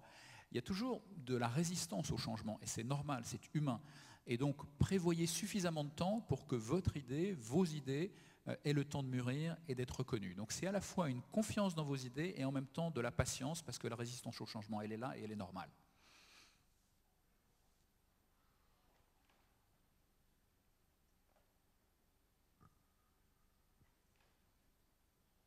Alors, est-ce que quelqu'un se lance dans la salle? Ah, devant. Le micro arrive. Marie-Pierre? Ah bah voilà. Bonjour à vous, Alain Moreno. J'ai une agence événementielle et je travaille pour un artisan français. La question que je me pose, c'est de dire, est-ce qu'il y a un comparatif qui peut être fait avec notre belle Europe? Est-ce que les constats que vous faites, c'est uniquement sur la France ou est-ce que c'est global? J'ai un ami actuellement qui est en train de se demander s'il n'a pas intérêt à créer sa société ailleurs qu'en France. Voilà. Alors, le constat que je fais, non, je ne pense pas que ce soit un constat européen. Je pense que c'est un constat qu'on peut appliquer à un certain nombre de pays d'Europe du Sud, où pour des raisons, je pense, propres à la culture latine peut-être, on n'a pas su nécessairement s'adapter au monde actuel, on n'a pas su faire des réformes, et on a vu malheureusement ce que ça a donné dans des pays comme la Grèce, l'Espagne, le Portugal, l'Italie dans une moindre mesure. Donc je pense que c'est plus un problème d'Europe du Sud, et nous on est un peu à la frontière entre l'Europe du Nord et l'Europe du Sud, et donc on est aussi confronté à un pays, à une classe politique qui n'a pas su évoluer, et qui a choisi peut-être à certains égards une certaine forme de facilité et de démagogie, en refusant de parler des vrais problèmes, parce que parler des vrais problèmes, c'est difficile, c'est risqué électoralement, hein, et c'est vrai que notre classe politique, elle est beaucoup dominée par des politiques de carrière, hein, des gens qui vont aller d'élection en élection, qui vont faire ça toute leur vie, et pour lesquels finalement l'élection, ça devient clé, c'est un enjeu de salaire, de reconnaissance sociale. Donc on ne va pas prendre de risques, on ne va pas parler des sujets qui fâchent. Une fois élu, on ne va surtout pas mettre en œuvre des réformes compliquées parce qu'on risque de perdre l'élection, de ne pas être réélu. Donc nous, on a beaucoup réfléchi à la problématique de comment faire qu'on n'ait pas que des politiques de carrière en politique. Et alors, est-ce qu'il vaut mieux créer à l'étranger? Si votre idée est une idée dont le marché potentiel est à l'étranger, bien entendu, mais si votre marché potentiel est en France, je pense que c'est une erreur. J'ai développé beaucoup d'entreprises, des filiales en particulier, des entreprises que j'ai créées à l'étranger, en dehors de France. C'est toujours plus compliqué. C'est toujours plus compliqué. En France, vous êtes dans votre écosystème. C'est des gens qui parlent votre langue, c'est des gens qui ont votre culture, vous avez un réseau, vous avez une crédibilité. Vous arrivez à l'étranger, vous n'avez pas tout ça. Tout est différent.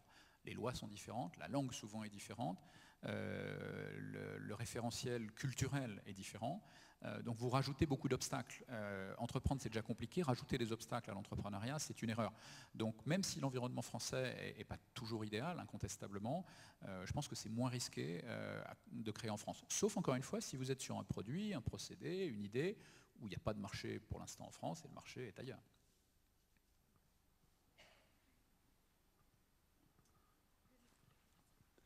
Oui, bonjour. C'est de ce côté. Oui, Thierry Bobineau, Société Euroquartz. Vous avez rappelé les difficultés que l'on peut connaître en France et les limites de notre classe politique dans la compréhension de l'économie, finalement. Mais d'après votre expérience internationale, quels sont les points forts que vous voyez malgré tout à notre économie? Quelles sont les qualités que vous voyez à nos entrepreneurs et à nos managers? 2 millions d'expatriés aujourd'hui, donc des qualités qui sont quand même a priori reconnues. Donc qu'est-ce que vous voyez comme point fort finalement à cet environnement en France? Oui, merci de me poser cette question parce que c'est un thème que j'aime développer et que je n'ai pas développé en l'occurrence à l'instant. C'est vrai qu'un des messages qu'on a fait passer avec beaucoup de force et de conviction, c'est que la conviction qu'on a, la conviction que j'ai moi à titre personnel, c'est que la France a absolument tout pour réussir dans la mondialisation. La première tribune qu'on a publiée avec nous citoyens dans le monde, comme tout mouvement politique qui se respecte, était intitulée « La France, une surdouée qui s'ignore ». Et moi, je m'appuie sur mon parcours personnel dont on a parlé, où on s'est lancé avec mes associés et nos collaborateurs 2 fois de suite dans des secteurs dominés par les Américains et les Allemands. L'édition de logiciels, ce n'est pas un secteur tellement français. Il y a des belles histoires comme Dimo. On est tout petit à côté. Mais c'est vrai qu'il n'y a pas beaucoup de leaders mondiaux d'origine française. Dans la logistique, c'est un métier, logistique de l'e-commerce en particulier, mais logistique en général, c'est un métier qui est dominé aussi par des acteurs mondiaux, qui ne sont pas français, qui sont des UPS, des FedEx, des DHL, qui ne sont pas français. Et c'est vrai qu'on y est arrivé à chaque fois, je pense, parce qu'on avait les atouts des Français. Et les atouts des Français, c'est quoi? C'est une créativité exceptionnelle, une capacité à avoir des idées avant les autres, qui est connue et reconnue dans le monde artistique, mais qui est vraie aussi dans le monde industriel. C'est notre tempérament un peu rebelle, un peu latin. Quand il y a un problème, on va chercher à le résoudre. On ne va pas se laisser dominer par la situation, on ne va pas baisser les bras. Et ça, c'est une caractéristique très très forte des Français. La deuxième caractéristique, moi, qui m'a toujours frappé dans des contextes internationaux, c'est le fait que les Français, ils ont souvent une capacité à raisonner dans l'abstrait, un esprit de synthèse, un raisonnement cartésien qui nous permet souvent de voir la lumière avant les autres. Moi, j'ai souvent été frappé dans les réunions internationales sur des discussions compliquées. Le Français, c'est souvent le type qui comprend la situation et qui la synthétise, qui trouve une solution avant les autres. Et c'est très frappant. Et ça, je pense que c'est ce qui nous permet aussi de concevoir des produits, des services complexes, à forte valeur ajoutée et qu'on peut vendre très très cher avec de fortes marges aux 4 coins du monde. Et puis, on a aussi une caractéristique extraordinaire, je pense, c'est que les Français sont des bosseurs. Les Français sont des bosseurs. On a réussi à se créer une réputation de fainéant en créant et en maintenant les 35 heures aux 4 coins du monde.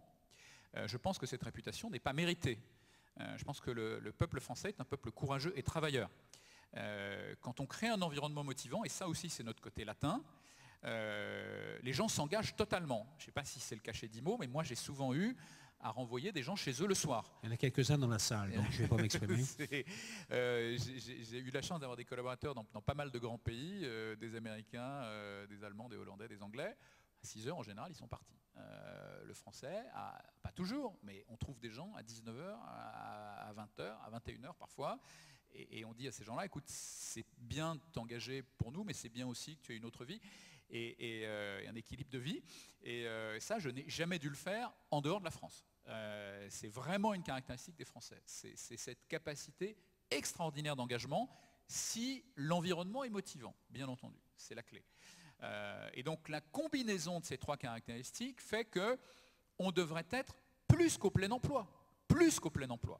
On a absolument tout pour réussir dans la mondialisation. D'ailleurs, ça a été le cas à certaines époques, quand l'environnement était propice. À la fin du 19e, au début du 20e siècle, on a conquis le monde dans des tas de domaines, en étant très innovant. Et c'est vrai qu'en tant que Lyonnais, c'est des choses que j'ai connues, lequel j'étais exposé, jeune. J'avais un voisin, par exemple, qui était le petit-fils de Louis Lumière, qui, quand j'avais 12 ans, m'a offert un bout de pellicule du premier film jamais tourné. C'était peut-être une façon de me dire, regarde, tu vois, toi aussi, tu peux un jour conquérir le monde avec tes idées. On a cet ADN-là, on a su faire ça à une époque où on avait des dirigeants politiques, un État qui n'était pas un obstacle, mais qui, au contraire, encourageait l'innovation, la création, la conquête mondiale. Et puis en plus, on a, je pense, une dernière caractéristique, c'est qu'on a la chance d'avoir une marque extraordinaire. On a la marque France. La marque France, elle fait rêver le monde entier. Il n'y a qu'un autre pays, je pense, au monde qui a cette chance-là, c'est l'Italie. Et aujourd'hui, vous avez des classes moyennes qui émergent un peu partout dans le monde, au Brésil, en Chine et en Russie, qui ont tous les moyens de se payer un morceau de France. De se payer des chaussures, des vêtements, du fromage, du vin ou un voyage à Paris, à Lyon ou ailleurs. Et ça, c'est un atout extraordinaire aussi. La Suisse, pour y revenir, qu'est-ce qu'elle a la Suisse pour faire rêver le reste du monde? Je veux dire, à part le chocolat et les coucous, bon, ils n'ont pas grand-chose. Et ils arrivent à être au plein emploi, avec un salaire médian qui est quasi 3 fois supérieur au nôtre. On n'a aucune excuse. On n'a aucune excuse. On devrait être plus qu'au plein emploi. On devrait aller chercher les travailleurs à l'étranger. Oui, bonjour.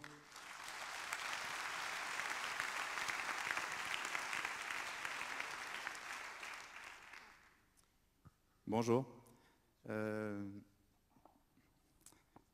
C'était donc ma question est la suivante, c'est que aujourd'hui le marché économique s'est mondialisé, mais surtout ce qui est super concurrentiel, c'est surtout donc aujourd'hui les pays européens entre eux. Je m'explique, aujourd'hui dans le bâtiment, puisque je côtoie énormément d'entreprises bâtiments, sont confrontés à ce qu'on appelle la main-d'œuvre étrangère pas chère, et avec vraiment des gros problèmes, c'est-à-dire qu'aujourd'hui l'entreprise française elle investit sur de la formation, sur ce qu'on appelle des biens matériels, etc. Et aujourd'hui on est confronté vraiment à sur les marchés même publics, je pense, à des prix inférieurs de 30-40%. Alors je ne vois pas comment aujourd'hui un chef d'entreprise peut avoir une visibilité, peut savoir un petit peu comment se situer. Les règles de sport sont universelles et les règles d'entreprise sont vraiment néfastes. Il n'y a aucune règle. Et on sait vraiment, je ne sais pas, c'est pour ça que j'ai un petit peu de doute sur l'avenir, sur la pérennité, surtout ce qu'on appelle les emplois dits classiques. Et donc voilà. Alors, le problème que vous soulevez, c'est le différentiel de coût entre la main-d'œuvre française et la main-d'œuvre étrangère, sans aller extrêmement loin d'ailleurs, en franchissant parfois juste une frontière. Effectivement, je suis pas mal allé au titre de nos citoyens, par exemple, du côté de Narbonne, par exemple, pas très loin de la frontière espagnole. À Narbonne, les gens font faire les travaux dans leur maison par des artisans espagnols qui vont traverser la frontière et qui seront 30% moins chers. Ils seront 30% moins chers, pas parce qu'ils vendent à perte, ils sont 30% moins chers parce que la main-d'œuvre est 30% moins chère. Et elle est 30% moins chère, pas parce que c'est un enfer social, mais parce que la dépense publique est un petit peu plus contrôlée. Je parlais tout à l'heure du poids des prélèvements en France qui est à 46 points de PIB contre 40 en moyenne en Europe. Au passage, on parlait aussi de la dépense publique à 57 points de PIB. Je ne l'ai pas dit, mais la Suisse, qui n'est pas un enfer social. En Suisse, on est bien formé, on est bien protégé, on est bien soigné. Dépenses publiques dans le PIB en Suisse, 32% du PIB. 32% du PIB, à quelques centaines de kilomètres d'ici. Donc, 46 points de PIB de prélèvement, 40 en moyenne en Europe, 6 points de PIB. Quand vous regardez ces prélèvements et que vous regardez le différentiel sur les entreprises, c'est 5 points. C'est pratiquement la totalité. Ce qui fait qu'un salarié tout chargé en France, c'est à peu près 35, un ouvrier français, c'est à peu près 35 € de l'heure tout chargé. En Allemagne, c'est une trentaine. Alors c'est avant CICE, mais ça ne va pas beaucoup changer. Ça change un peu, mais pas beaucoup. L'Allemagne est à 30. Ça change un peu, mais on ne le sait pas. Parce que le CICE, on l'apprend 14 mois plus tard, quand on a fini le bilan, quand on a, etc. C'est pas immédiat. Bon. Et en Angleterre et en Espagne, on est à 20 € de l'heure tout chargé. Donc on a avant tout, un énorme problème de contrôle de la dépense publique. Encore une fois, 17 points de PIB supplémentaires en 40 ans, c'est la création d'un deuxième État régalien. C'est un différentiel, encore une fois, de 120 milliards d'euros de prélèvements par rapport aux voisins européens et qui ne nous permet d'ailleurs pas d'équilibrer notre budget puisqu'il faut encore qu'on emprunte 500 millions d'euros par jour. On a un déficit de 80 milliards par an qu'on comble par l'endettement. Et puis on prélève encore une fois l'équivalent de 4 ministères de la Défense. 4 ministères de la Défense, un ministère de la Défense, c'est 30 milliards, 31 milliards. C'est 220 000 hommes et femmes en armes, des chars d'assaut, des avions, des hélicoptères, des sous-marins. C'est comme si on s'en payait, on prélevait sur la collectivité de quoi financer 4 ministères de la Défense de plus que nos voisins européens. Donc le sujet dont vous parlez, c'est ça, et c'est uniquement ça. Oui, bonjour, Jérôme Demourgue, à l'INEA Institut, formation des élus et collaborateurs de collectivités. Dans une entreprise, on cherche à recruter les meilleurs, les former, les faire progresser. Pouvez-vous nous faire un petit comparatif entre les hommes et femmes que vous avez croisés dans l'entreprise et ceux que vous avez pu croiser dans le monde politique? C'est dur avec moi. Je l'ai un petit peu dit tout à l'heure. Il s'agit pas de. Moi, je ne suis pas du tout dans le tous pourris. Hein. Je veux dire, j'ai beaucoup rencontré nos dirigeants politiques ces dernières années, ces derniers mois. Beaucoup sont venus nous voir d'ailleurs, hein, assez spontanément. On les a accueillis d'ailleurs. Hein. On n'est pas du tout à vouloir mettre tout le monde à la porte. Mais c'est vrai qu'on a deux profils dominants. On a effectivement des gens qui ont fait toute leur carrière en politique, hein, ou l'essentiel, et qui de fait connaissent pas le monde de l'entreprise, mal, ont beaucoup de préjugés. Et puis on a un autre profil dominant qui sont des gens, encore une fois, qui sont un véritable atout, je pense, pour le pays, qui ont un vrai sens de l'intérêt général, mais qui sont aussi très très nombreux en politique, je pense trop nombreux. On a beaucoup de fonctionnaires en politique. On a à peu près 55% de fonctionnaires à l'Assemblée, alors qu'ils ne représentent que 20% de la population active. Parce qu'il y a un peu un privilège d'accès à la vie politique quand on est fonctionnaire. Hein. Quand on est élu puis battu, on va retrouver son job avec l'ancienneté. Quand on vient du privé, c'est évidemment beaucoup plus compliqué. Donc il faudrait essayer de faire que tout le monde soit sur un pied d'égalité pour que la société française soit beaucoup plus représentée en politique. Parce que c'est vrai, quand on est fonctionnaire, on connaît mal aussi l'entreprise, pas toujours. Hein. Il y a des fonctionnaires qui la connaissent bien, ne serait-ce que par leurs liens familiaux. Mais monsieur travaille dans la fonction publique, madame dans l'entreprise, ou réciproquement, ou voilà, on a des frères, des sœurs, etc. Donc on peut avoir cette connaissance-là, mais qui reste une connaissance un peu théorique. Et ce qu'on ne connaît pas, on s'en méfie souvent, et donc on va prendre des décisions qui ne sont pas toujours appropriées. Et puis on va avoir du mal à imaginer un État moderne. C'est vrai que je parlais tout à l'heure des méthodes de gestion des ressources humaines de la fonction publique. Dans certains domaines, pas toujours, mais dans certains domaines, elles restent assez archaïques. Le GVT dont je parlais tout à l'heure. Donc c'est vrai que c'est difficile d'imaginer des méthodes différentes en ne connaissant pas ces méthodes-là. Donc je pense que le décalage, il est là. Il est dû au fait qu'on a une classe politique qui est dominée par ces deux profils. Et donc finalement, on a très très peu de gens qui connaissent le monde de l'entreprise.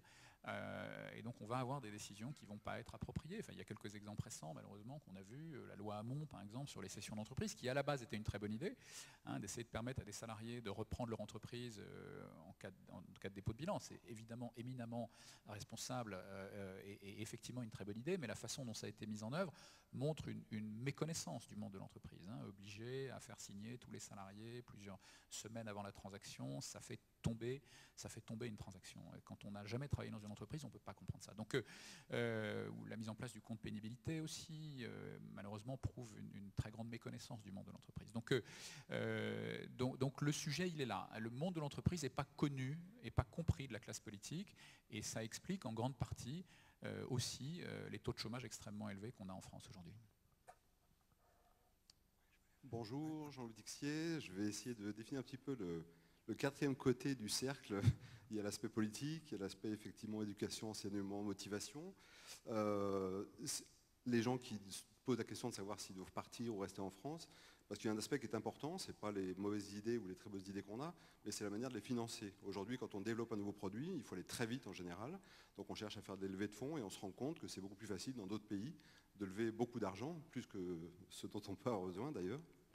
Donc cet aspect-là, vous n'en avez pas encore parlé, et je pense que c'est un aspect important aussi dans le développement d'une entreprise. Oui, absolument. Alors, la difficulté qu'ont les entreprises françaises, c'est compte tenu du poids des prélèvements, du poids des charges, la rentabilité des entreprises françaises est la plus faible d'Europe. Et quand on n'est pas très rentable, on n'a pas les moyens d'investir pour se développer, pour innover. Donc ça, c'est un premier sujet. On revient au sujet, malheureusement, du poids de la dépense publique, qui évidemment se répercute sur l'économie et sur pas que les entreprises, mais en particulier sur les entreprises. Le deuxième sujet que vous évoquez, c'est le financement de l'innovation des jeunes entreprises, qui est effectivement un sujet assez préoccupant, où c'est vrai qu'en France, on n'a pas su suffisamment, je pense, s'appuyer sur la société civile pour financer les entreprises innovantes. Aujourd'hui, c'est beaucoup l'État qui va faire ça, et c'est d'ailleurs qui fait des choses intelligentes. La BPI, Exoseo, Exanvar, que j'ai croisé moi tout au long de ma carrière, fait plutôt des choses intéressantes dans ce domaine-là, et plutôt très bien géré. Je pense que Nicolas Dufourc est quelqu'un de remarquable, qui réussit pour l'instant à faire un sans faute, en arrivant, je pense, à faire des choses de bon sens, sans tomber dans un étatisme excessif, mais c'est pas toujours évident, mais bon. Mais ce qui est dommage, c'est qu'on n'a pas tout le volet société civile, qui existe dans d'autres pays, qui existe par exemple en Angleterre. En Angleterre, il y a un mécanisme qui s'appelle l'EIS, Enterprise Investment Scheme, qui consiste à inciter les particuliers massivement à investir dans des startups, dans des PME, qui est évidemment une décision risquée. Dans beaucoup de cas, ça va mal se passer, donc il faut vraiment mettre le pied à l'étrier. Et ce que les Anglais ont compris, les Anglais, ils sont très forts en matière de finance. Londres n'est pas devenue une des premières places financières mondiales par hasard. Ce que les Anglais ont compris, c'est que quand on investit dans une start-up, l'argent revient dans les caisses de l'État dans les 9 mois en fait. Et donc ils ont d'ailleurs même décidé de doubler le plafond de l'EIS, qui était à 500 000 livres, ils l'ont porté à 1 million de livres, c'est-à-dire à peu près autant en euros, avec une incitation à l'entrée et à la sortie. 30% d'investissement déductible de vos impôts à l'entrée, 0 plus-value à la sortie. Bon.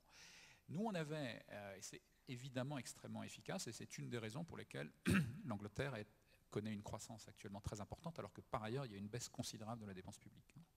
Et il y a un contrôle très strict de la dépense publique, qui est nécessaire parce qu'il y a un déficit important en Angleterre. Mais l'économie repart et il crée beaucoup d'emplois, et c'est un des facteurs. Nous, en France, on avait un mécanisme qui avait peut-être le tort de s'appeler le Madelin, dans le contexte actuel. Je ne suis pas l'apologie du libéralisme, mais bon, c'est vrai que ça s'appelait le Madelin.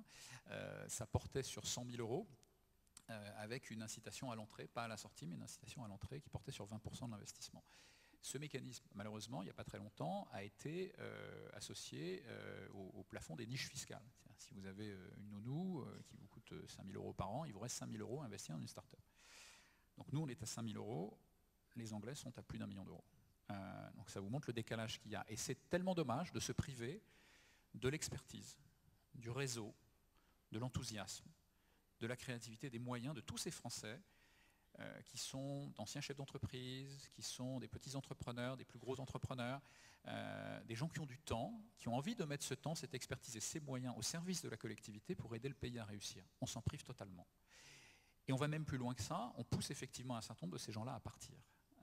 On a un ISF aujourd'hui qui reste extrêmement pénalisant, qui fait que quand vous avez 100 de patrimoine, vous aurez 30 dans 20 ans, peut-être un rendement décroissant, compte tenu de l'ensemble des prélèvements, le fait que pour payer l'ISF, il faut commencer par générer du revenu qui lui-même est taxé.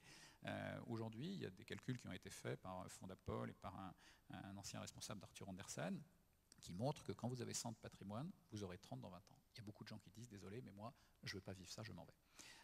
Et donc ces gens-là, qui sont évidemment des business angels potentiels considérables, ils ont quitté la France. Il y a beaucoup d'entrepreneurs lyonnais en particulier, que j'ai retrouvés, que j'ai vus à Bruxelles, que j'ai vus qui sont maintenant en Suisse aussi, qui sont à Genève, et qui de fait sont beaucoup moins présents en France et vont beaucoup plus développer les entreprises ailleurs.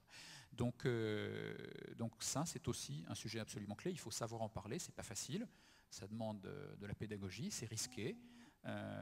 Mais voilà, nous citoyens, on a décidé de le faire parce que nous, on n'est pas dans l'ambition personnelle, individuelle, politique, on est dans une ambition collective pour essayer de faire réussir le pays.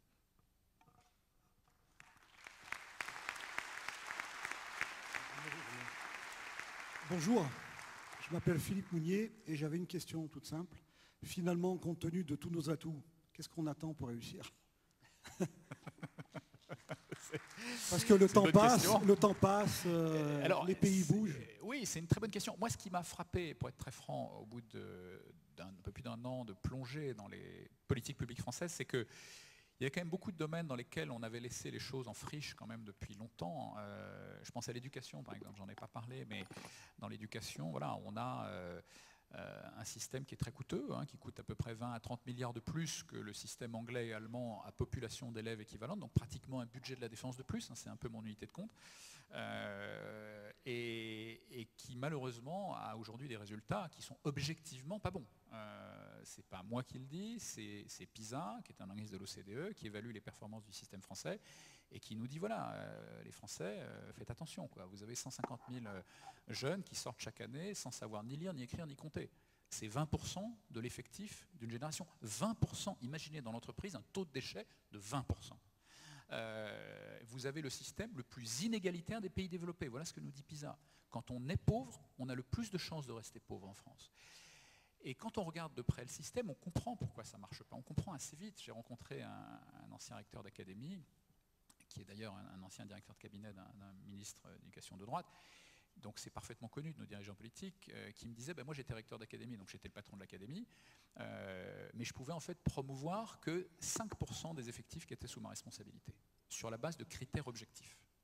Un prof de maths qui donne des cours à des décrocheurs, un prof d'histoire qui emmène ses élèves à Rome.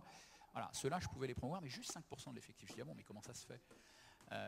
Comment c'était décidé pour les autres? Il me dit, les autres, c'était décidé par les syndicats. Je lui dis, sur la base de quels critères? Il me dit, sur la base de l'ancienneté dans le syndicat. Alors, je ne suis pas dans un discours anti-syndical, les syndicats ont un rôle à jouer, mais ils n'ont pas à être le DRH de l'éducation nationale. Et ça explique en grande partie, pas seulement, mais en grande partie, nos 150 000 décrocheurs, qui pour 47% d'entre eux seront des chômeurs de longue durée, et qui pour malheureusement, un certain nombre seront des grands délinquants, et une petite proportion, mais une proportion quand même, feront irruption peut-être un jour dans les locaux de Charlie Hebdo avec une Kalachnikov à la main. C'était le cas d'Amélie Coulibaly par exemple. Donc c'est un vrai sujet. Et en même temps, ce qui est intéressant, c'est qu'on se rend compte que les capacités d'amélioration sont considérables. C'est-à-dire qu'il y a tellement de choses qui ont été laissées en friche que le jour où on s'en occupe sérieusement, les choses vont s'améliorer très rapidement. Donc je pense que ça peut aller très très vite, si on se lève tous, si on est tous mobilisés. Merci. Alors Denis, vous êtes originaire de Lyon.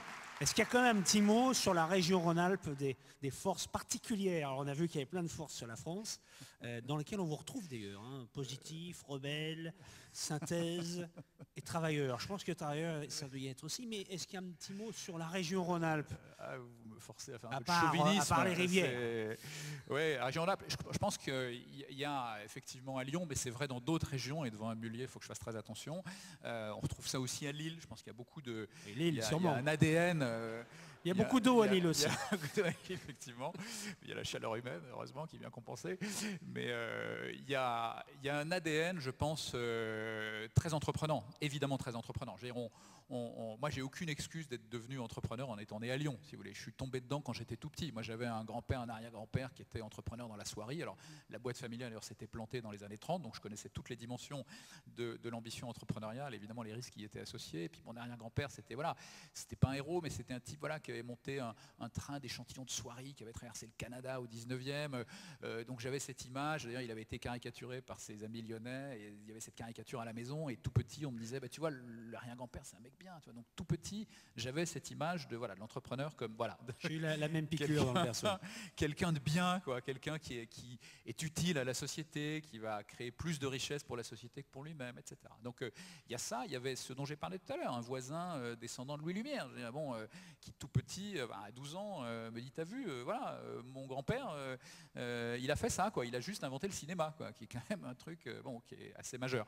Il est parti d'ici, donc t'as pas de complexe à avoir. Toi aussi, un jour, tu peux révolutionner quelque chose et avoir un impact sur l'ensemble de la planète. Donc il y a cet ADN incroyable qui est un capital inouï, et c'est vrai qu'on le trouve ici, on le retrouve aussi heureusement à d'autres endroits, encore une fois à Lille aussi, mais ça je crois que c'est un des gros atouts de la région. Voilà, merci. Un grand merci. Jean-Paul, je crois que tu as une petite surprise. Oui, alors une petite surprise, et on a un problème, Denis Père, on a un problème, il y avait encore beaucoup de questions à vous poser. Voilà. Mais par contre, comme on est pris par le temps, on est obligé de stopper les questions. Voilà. Donc ça c'est le petit problème que nous avons. Et donc on souhaitait que vous gardiez en souvenir cette journée, qui est pour nous une journée importante, puisqu'on a eu la chance de vous voir, et puis cette journée débute. Et je demande à Belton sculpteur, qui est un sculpteur lyonnais, un artiste lyonnais.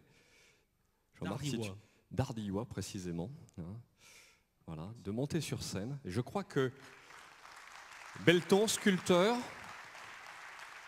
sculpture en bronze, a quelque chose à vous remettre pour que vous gardiez en mémoire cette journée. Voilà. J'ai l'immense honneur de vous remettre de la part de Dimo Gestion une de mes créations. Merci beaucoup. Merci bien. Hein. Je peux ouvrir? Oui, oui. La créativité artistique aussi, hein, qui est si remarquable. Si vous voulez bien vous mettre de côté pour qu'on puisse vous voir et voir l'œuvre.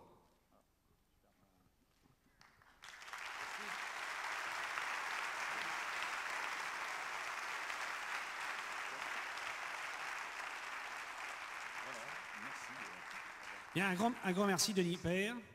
C'est le moment de retourner au forum. J'espère que vous aurez apprécié cette intervention. Moi, je vous souhaite un excellent forum. J'aurai le plaisir de vous voir dans l'atelier, dans le village partenaire. Alors, je vous invite à bien respecter scrupuleusement le timing, parce que c'est vrai que cette journée est très dense. Et si vous voulez profiter de tout, et si on veut profiter des enchaînements, des différentes occasions, des événements, nous vous demandons de bien respecter le timing. Et on vous retrouve aussi, alors donc il y a les ateliers, il y a de nombreuses surprises dans le village partenaire. On vous retrouve à 16h pour Daniel Kafka, qui est chef d'orchestre, qui va nous tenir des propos différents, mais complémentaires, enrichissants. Et nous clôturons à 17h avec de nombreux cadeaux à gagner, qui sont des lots offerts par les partenaires que nous avons ce jour. Un excellent forum à vous tous.